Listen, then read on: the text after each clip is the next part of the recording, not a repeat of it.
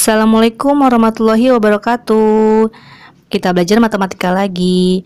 Sekarang kita akan pelajari kelanjutan dari matriks, yaitu inverse matrix. Apa yang akan kita pelajari di inverse matrix? Yaitu di sini salah satunya kita harus tahu syarat suatu matriks mempunyai inverse. Yang pertama yaitu harus bentuknya matriks persegi, yaitu yang mana ordonya n kali n. Yang kedua, determinannya tidak sama dengan 0. Nah, determinan itu kayak apa sih? Sebenarnya udah kita pelajari waktu itu di program linear sempat disinggung. Nah, tapi kita ulang lagi ya. Jadi determinan ini di sini misalnya ada matriks A yaitu A, B, C, D. Di sini maka determinannya itu boleh ditulis det A atau sama dengan pakai harga mutlak A, yaitu sama dengan di sini tinggal disilang aja A dikali D dikurangi B dikali C. Sehingga inverse matriksnya di sini dengan matriksnya misalkan matriks A sama dengan A, B, C, D juga, maka kita akan dapat inverse disimbolkan dengan A pangkat min 1, yaitu sama dengan 1 per determinan A dikali adjoin A. Apa sih determinan A dan adjoin A ini ya? Determinan itu AD dikurangi BC ya, dengan matriks yang sama. Adjoin berarti A sama D-nya ini kita tukar tempat, jadi D sama A. Sedangkan B sama C-nya tetap di tempatnya, tapi dikalikan oleh negatif, sehingga jadi min B, min C.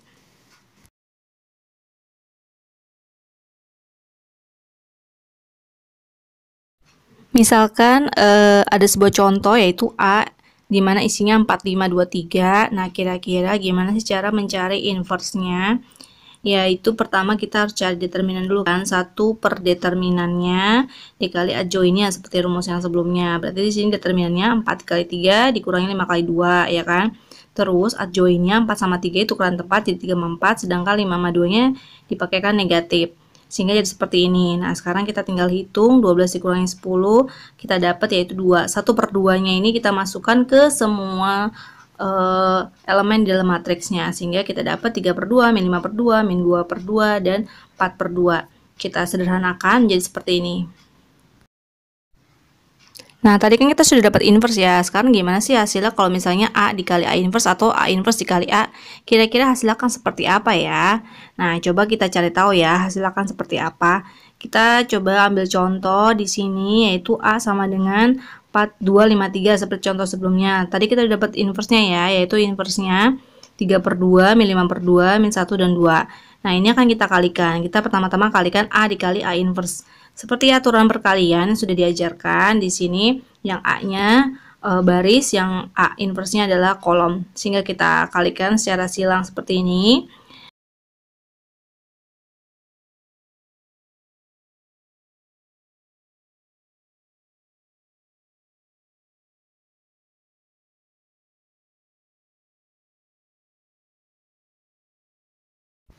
Setelah kita silangkan, maka kita akan dapat nih hasilnya yaitu 1001. 1001 sama dengan apa sih? Identitas ya.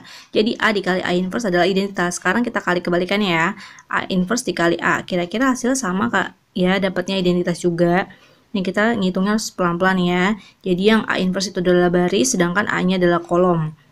Kita kalikan seperti ini.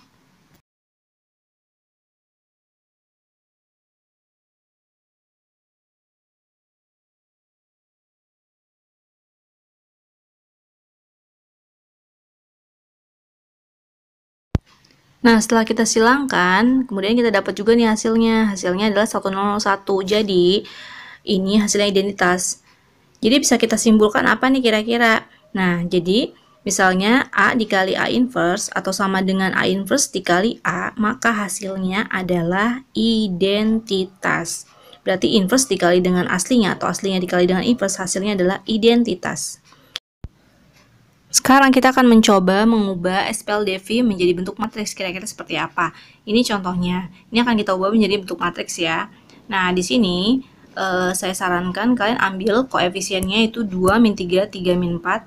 Itu sebagai satu matriks, sedangkan 1, 2 di sebelah kanan, dan XY-nya itu ada di perkalian tengah-tengah ini, XY. Jadi bentuk seperti ini untuk dari SPLDV menjadi sebuah matriks. Nah, sekarang kalau misalnya kamu mau cari XY, atau di sini disimbolkan kali P sama dengan B, berarti kita akan cari P-nya itu berapa. Nah, otomatis kamu harus memindahkan A ke kanan. Nah ya, A ke kanan di sini karena dipindahkan sehingga dia menjadi inverse ya. Jadi A-nya harus di-inverse dulu. Sehingga kalau kita mau cari XY, A-nya pindah ke kanan dengan posisi di kiri itu harus di-inverse dulu. Jadi kita cari dulu inverse-nya ya dari A. Ingat rumus inverse itu 1 per determinan dikali adjoin. 1 per determinannya dari 2 min 3, 3 min 4 yaitu 1 per 2 dikali min 4 ya kan, dikurangi min 3 kali 3. Nah, itu hasilnya berapa? Nah, habis itu dimasukin adjoinnya.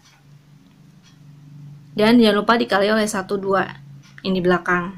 Nah, kemudian kita rapihkan yang 1 determinannya, yaitu kita dapat min 8 tambah 9, yaitu 1 per 1.